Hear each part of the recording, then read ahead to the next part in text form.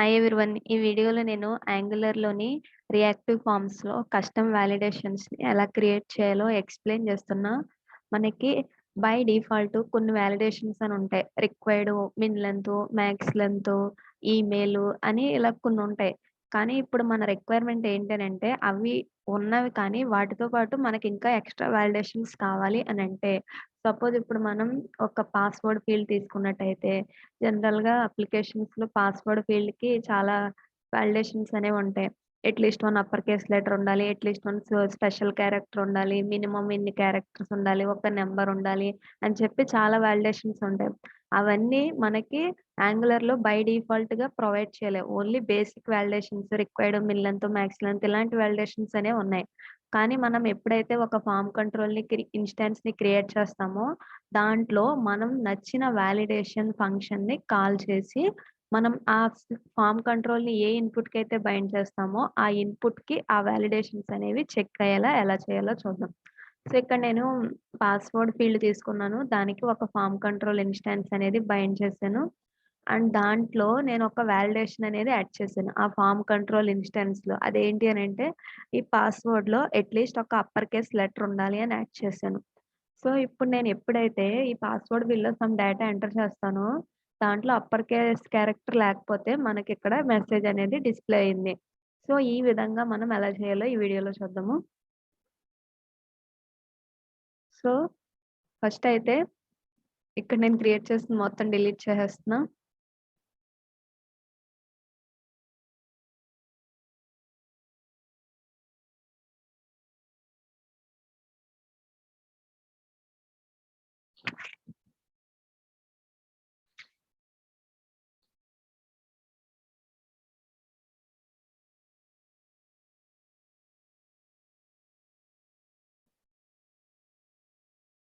So, మనం reactive ఫార్మ్‌ని create చేసుకోవడానికి form builder అనే సర్వీస్‌ని యూజ్ చేసుకోవచ్చు. నార్మల్‌గా అయినా క్రియేట్ చేసుకోవచ్చు. ఇప్పుడు నేను నార్మల్‌గా క్రియేట్ చేస్తున్నా. ఒక ఫార్మ్ గ్రూప్ ఇన్‌స్టాన్స్‌ని అయితే కంపల్సరీ క్రియేట్ చేయాలి. రియాక్టివ్ ఫార్మ్‌ని యూజ్ చేయాలి అనంటే, ఆ ఫార్మ్ గ్రూప్ ఇన్‌స్టాన్స్‌ని ఒక వేరియబుల్‌కి ఇచ్చుకోవచ్చు. దాన్నే మనం మన ఫార్మ్ ట్యాగ్‌లో బైండ్ చేయాలి. సో, ఇక్కడ నేను జస్ట్ ఆర్‌ఈజీ ఫార్మ్ అని ఇస్తున్నా. REG form is equal to new form group. So, ఈ ఫార్మ్ గ్రూప్‌లో మనం ఒక ఆబ్జెక్ట్ ఫార్మ్‌లో మల్టిపుల్ ఫార్మ్ కంట్రోల్స్ అనేవి ఇచ్చుకోవచ్చు. ఆ ఇన్‌స్టాన్సెస్ క్రియేట్ చేయాలి. సో, క్రియేట్ చేసి ఆ ఇన్‌స్టాన్స్‌ని కూడా ఒక ప్రాపర్టీతో బైండ్ చేస్తాం. సో, ఇప్పుడు నేను ఈ ఆర్‌ఈజీ ఫార్మ్‌లో ఒక ప్రాపర్టీ తీసుకుంటున్నాను పాస్‌వర్డ్ అని. ఈ పాస్‌వర్డ్ అనేది ఏంటి అనంటే ఒక ఫార్మ్ కంట్రోల్. ఈ ఒక్కటే నేను ఎక్స్‌ప్లెయిన్ చేస్తున్నా.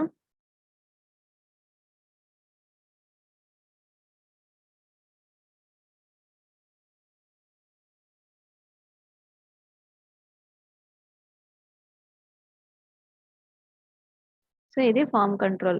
బేసిక్‌గా మనం ఈ ఫార్మ్ కంట్రోల్ ఇన్‌స్టాన్స్‌ని క్రియేట్ చేసేటప్పుడైనా, ఫార్మ్ గ్రూప్ ఇన్‌స్టాన్స్‌ని క్రియేట్ చేసేటప్పుడైనా 3 ఆర్గ్యుమెంట్స్ అనేవి మనం ప్రొవైడ్ చేయొచ్చు.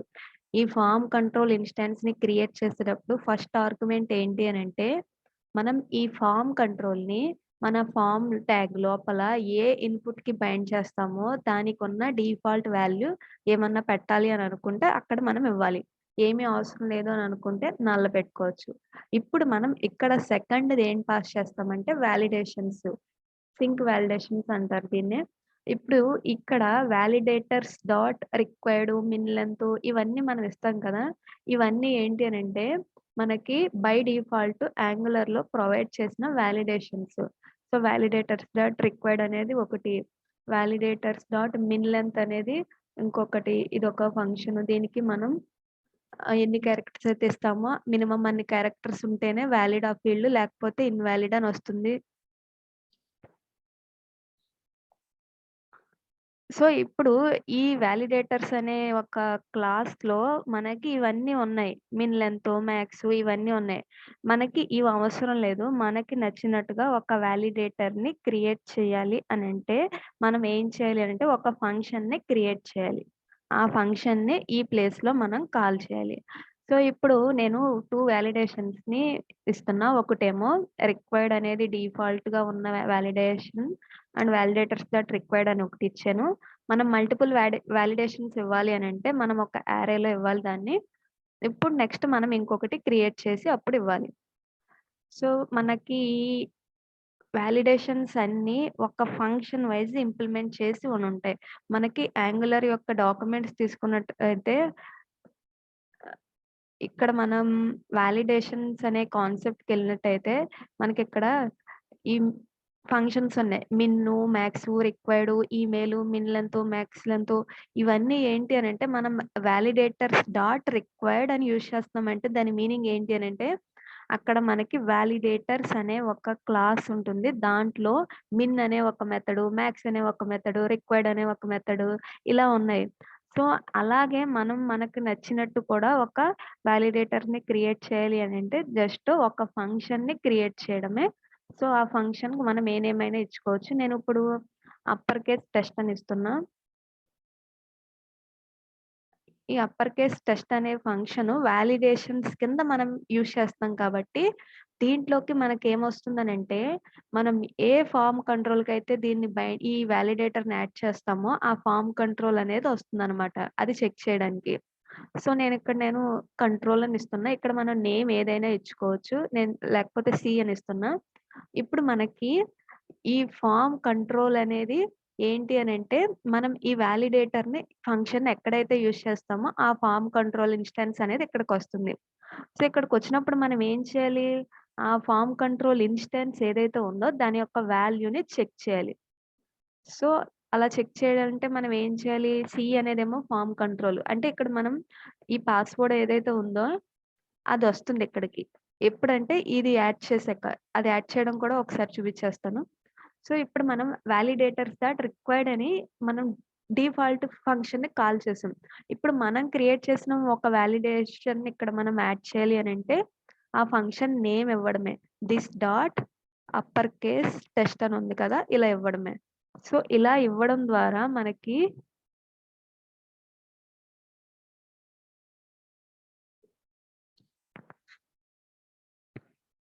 యాంగులర్ ఏం చేస్తుందనంటే, ఈ పాస్‌వర్డ్ ఫీల్డ్‌కి ఈ వాలిడేషన్‌ని ఆ డేటా మోడిఫై అయిన ప్రతిసారి ఈ వాలిడేషన్ ఫంక్షన్ కాల్ చేసి చెక్ చేస్తుంది. ఒకవేళ ఇందులో మనం ఏమన్నా ఎర్రర్స్ అనేవి పాస్ చేస్తే, ఆ ఎర్రర్ మెసేజెస్ అనేవి మనకి డిస్‌ప్లే చేసుకునే పాసిబిలిటీ అనేది ఉంటుంది. సో, ఇప్పుడు మన రిక్వైర్మెంట్ ఏంటి? అప్పర్ కేస్ లెటర్ ఉందో లేదో చెక్ చేయాలి. ఉంటే ట్రూ లేకపోతే మనకు ఒక ఎర్రర్ మెసేజ్ అనేది డిస్‌ప్లే చేయాలి. సో, ఇప్పుడు మనం ఈ ఈ వాలిడేషన్ ఫంక్షన్‌లో మనం 2 కేసెస్ అనేవి చెక్ చేయాలి. అంటే 2 కేసెస్ కాదు 2 పాసిబిలిటీస్ అనేవి ఉంటాయి. ఒకటి యూజర్ ఆ ఫార్మ్‌లో ఎంటర్ చేసిన డేటా వాలిడ్ అయినప్పుడు. అప్పుడు మనకి ఏం ఎర్రర్స్ ఉండవు కాబట్టి ఆహ్, ఈ ఫంక్షన్ నుంచి రిటర్న్ నల్ చేయాలి. ఒకవేళ ఎర్రర్ ఉంటే అప్పుడు మనం ఏం చేయాలి అనంటే రిటర్న్ అనే ఒక స్టేట్మెంట్ దగ్గర మనం ఒక ఆబ్జెక్ట్‌లో ఎర్రర్ మెసేజ్‌ని అండ్ ట్రూ అని పాస్ చేయాలి. సో, అది ఎలానో చూద్దాం. సో, ఇక్కడ నేను రిటర్న్ రాసేస్తున్నా. లాజిక్ ఏమో తర్వాత రాస్తాను. ఇప్పుడు మనం ఎర్రర్ ఉంది అని అనుకుంటే, అంటే మనకి ఇచ్చిన డేటాలో యూజర్ కరెక్ట్‌గా ఎంటర్ చేయలేదు అని అనుకుంటే, అప్పుడు మనం ఒక ఎర్రర్ మెసేజ్‌ని మనం చూపించాలి యూజర్‌కి. అండ్ ఆ ఎర్రర్ మెసేజ్ మనం చెక్ చేయడానికి ఇక్కడ మనం ఏదో ఒక కోడ్ అనేది ఇచ్చుకోవాలి. సపోజ్ నేను నో అప్పర్ అనే ఒక మెసేజ్ ఎర్రర్ కోడ్ కింద ప్రొవైడ్ చేస్తున్నాం. ఇప్పుడు మనం నో అప్పర్ అనేది ట్రూ అని ఇవ్వాలి. ఇలా ఇవ్వడం ద్వారా యాంగులర్ ఏం చేస్తుందనంటే, ఎప్పుడైతే ఈ కండిషన్ ట్రూ అయిందో రిటర్న్ నో అప్పర్ ట్రూ అనొస్తుంది. అప్పుడు దాని మీనింగ్ ఏంటి అనంటే, ఆ ఫార్మ్ ఫీల్డ్ అనేది ఇన్‌వాలిడ్ అని ట్రీట్ చేస్తుంది. అండ్ మనం ఆ ఫార్మ్ ఫీల్డ్ ఈ ఎర్రర్ వచ్చినప్పుడు మనకి ఏదైనా మెసేజ్ డిస్‌ప్లే చేసుకోవాలి అని అనుకుంటే, ఈ కోడ్‌ని యూజ్ చేయాలి. సో, మనకి రిక్వైర్డ్‌కేమో రిక్వైర్డ్ అనే ఎర్రర్ కోడ్ ఉంటుంది. మిన్ లెంగ్త్‌కేమో మిన్ లెంగ్త్ అనే ఎర్రర్ కోడ్ ఉంటుంది. ఇలా బై డిఫాల్ట్ యాంగులర్‌లో ఆ ఎర్రర్ కోడ్స్ అనేవి ఉన్నాయి. అదే విధంగా మనం మనకు నచ్చిన ఎర్రర్ కోడ్‌ని మనం ఇక్కడ ఇచ్చుకోవచ్చు. సో, నేను ఎగ్జాంపుల్‌తో చూపిస్తాను హెచ్‌టీఎంఎల్‌లో. ప్రెజెంట్ అయితే ఇక్కడ మనం లాజిక్ రాద్దాం. మనం ఇక్కడ ఏం చెక్ చేయాలి?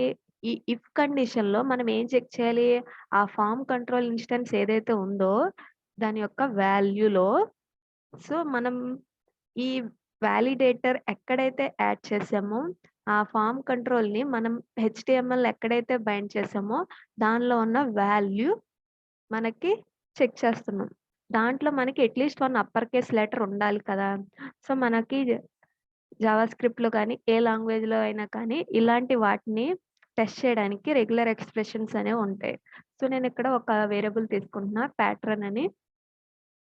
ఈ ప్యాట్రన్‌లో మనకి ఒక అప్పర్ కేస్ లెటర్ ఉందో లేదో చెక్ చేయాలి అనంటే రెగ్యులర్ ఎక్స్‌ప్రెషన్ ఏంటి అనంటే, రెగ్యులర్ ఎక్స్‌ప్రెషన్ అనేది సింటాక్స్ ఎలా ఉంటుంది అనంటే, ఒక స్ట్రింగ్‌ని రెగ్యులర్ ఎక్స్‌ప్రెషన్ అనాలి అనంటే మనం ఆ స్ట్రింగ్‌ని మనం ఇలా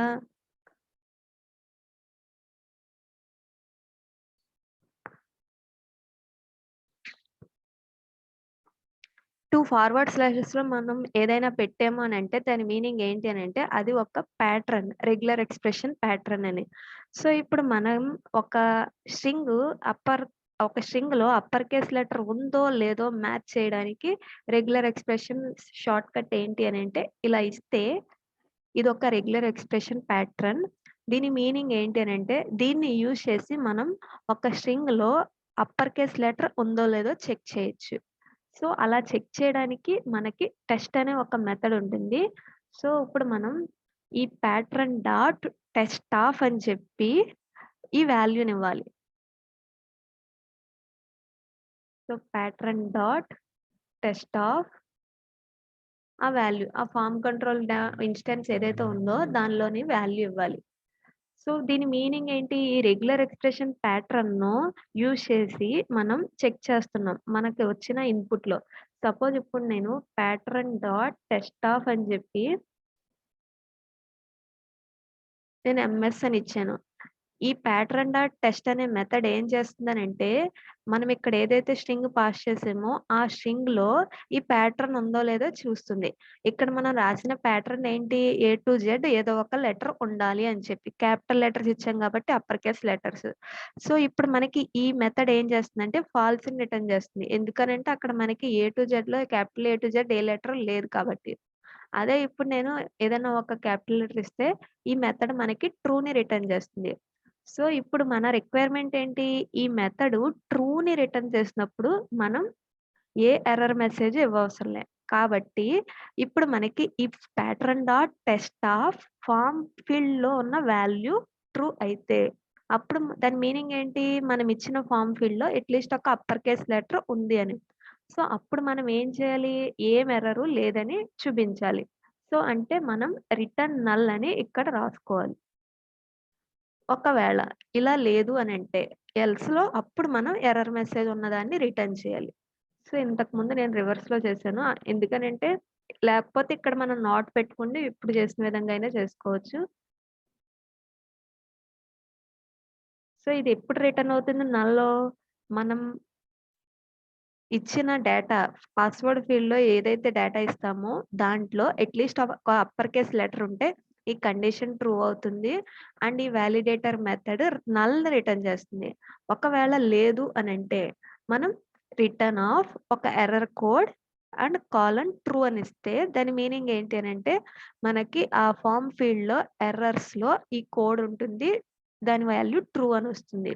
సో, ఇప్పుడు మనం దీన్ని యూజ్ చేయాలి అనంటే ఎలాగో చూద్దాం. సో, ఫస్ట్ అయితే ఒక ఫార్మ్ ట్యాగ్ తీసుకుంటున్నాం.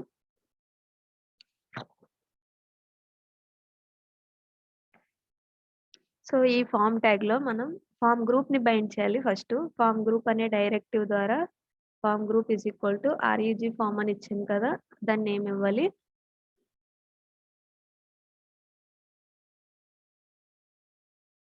అండ్ దీంట్లో నేను ఒకే ఒక్క ఇన్‌పుట్ ఫీల్డ్ తీసుకుంటున్నాను. పాస్వర్డ్ అని ఒక టెక్స్ట్ అండ్ ఇన్‌పుట్ టైప్ టెక్స్టే తీసుకుంటున్నా. పాస్వర్డ్ అని ఇస్తున్నా కానీ టెక్స్ట్ అయితే మనకి విజిబుల్‌గా ఉంటుంది. అండ్ టెక్స్ట్ దీనికి మనం ఏం బైండ్ చేయాలి? ఫార్మ్ కంట్రోల్ నేమ్ అనేది ఇవ్వాలి. సో, దీనికి ఫార్మ్ కంట్రోల్ నేమ్ అనేది అక్కడ మనం ఏదైతే ఇచ్చామో ఫార్మ్ గ్రూప్ లోపల అదే ఇస్తున్నాం. సో, ఇది ఫార్మ్ గ్రూప్ లోపల మనం ఇక్కడ ఫార్మ్ కంట్రోల్ ఇన్‌స్టాన్స్‌కి కూడా పాస్వర్డ్ అనే ఇచ్చాము. ఆ ఫార్మ్ కంట్రోల్ ఇన్‌స్టాన్స్‌ని ఇక్కడ బైండ్ చేసాం. సో, ఇది ఫార్మ్ కంట్రోల్ నేమ్. సో, ఇప్పుడు నేనిక్కడ బూట్‌స్ట్రాప్ క్లాసెస్ ఇస్తున్నా.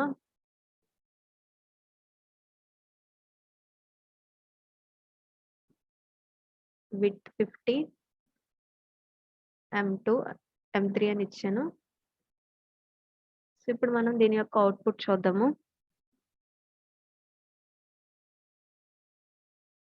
సో, ఇప్పుడు మనకి రెడ్ కలర్ బోర్డర్ వచ్చింది. ఎందుకనంటే ఇక్కడ నేను ఎప్పుడైతే ఆ పర్టిక్యులర్ ఫార్మ్ ఫీల్డ్ ఇన్వాలిడ్ అవుతుందో, అంటే ఆ ఫార్మ్ ఫీల్డ్ అనేది టచ్ అయ్యి ఉండాలి. అండ్ దాని యొక్క దానికి యాంగులర్ ఇన్వాలిడ్ క్లాస్‌ని యాడ్ చేసి ఉండాలి. అప్పుడు నేను ఏం చేశాను, దాని యొక్క బోర్డర్ ఈ రెడ్ కలర్ ఉండాలని చెప్పి ఇచ్చాను. సో, మనకి బోర్డర్ రెడ్ కలర్ అయితే వచ్చింది. అండ్ ఇప్పుడు నేను అంతకన్నా ముందు మనం కస్టమ్ మెసేజ్‌ని డిస్‌ప్లే చేసే ముందు నేను ఇక్కడ ఈ ఫార్మ్ గ్రూప్ ఇన్‌స్టాన్స్ ఏదైతే ఉందో దాన్ని ప్రింట్ చేస్తాను. ఒక బటన్ తీసుకొని దాని ద్వారా. సో, ఇక్కడ షో అనే ఒక మెథడ్ ద్వారా ఆ ఫార్మ్ గ్రూప్ ఇన్‌స్టాన్స్‌ని చూద్దాము.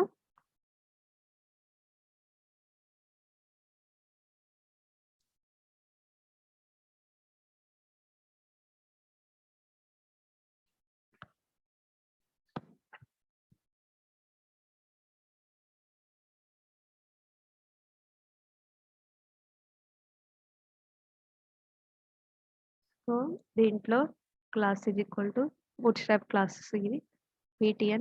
బీటీఎన్ ప్రైమరీ M2 అని ఇస్తున్నా.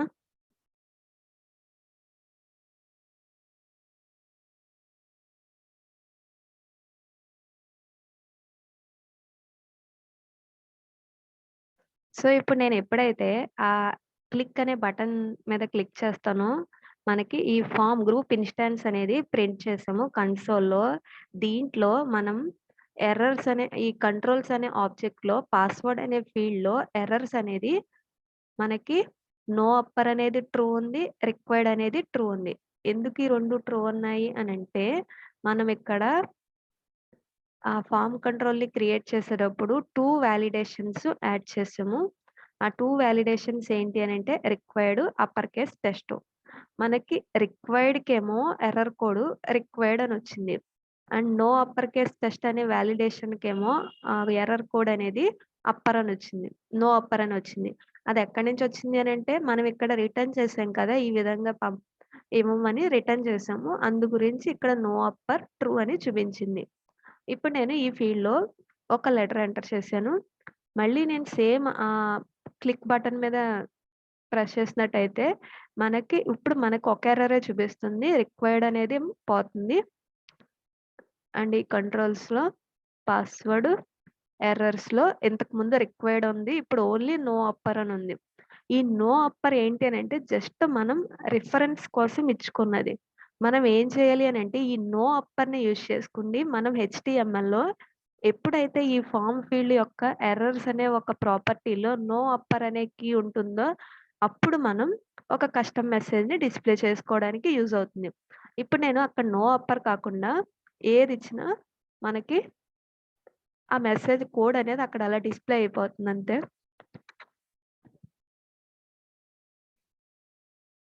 సో, ఇప్పుడు చూసుకున్నట్టయితే నేను మళ్ళీ క్లిక్ చేస్తున్నా. ఇప్పుడు నేను అప్పర్ నో అని ఇచ్చాను. ఆ పాస్వర్డ్ ఫీల్డ్‌కి ఎర్రర్స్ ఏదైతే ఉందో ఇక్కడ ఎర్రర్ కోడ్ అప్పర్ నో అని ఇచ్చాను. సో, అది ఏంటి అనంటే మనం హెచ్‌టీఎంఎల్‌లో దీన్ని యూజ్ చేసి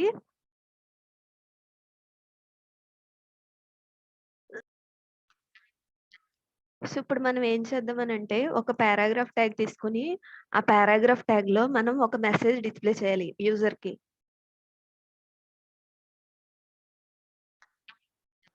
సో, ఇక్కడ ఏం మెసేజ్ డిస్‌ప్లే చేయాలి అనంటే password contain at least 1 upper case letter అని డిస్‌ప్లే చేయాలి.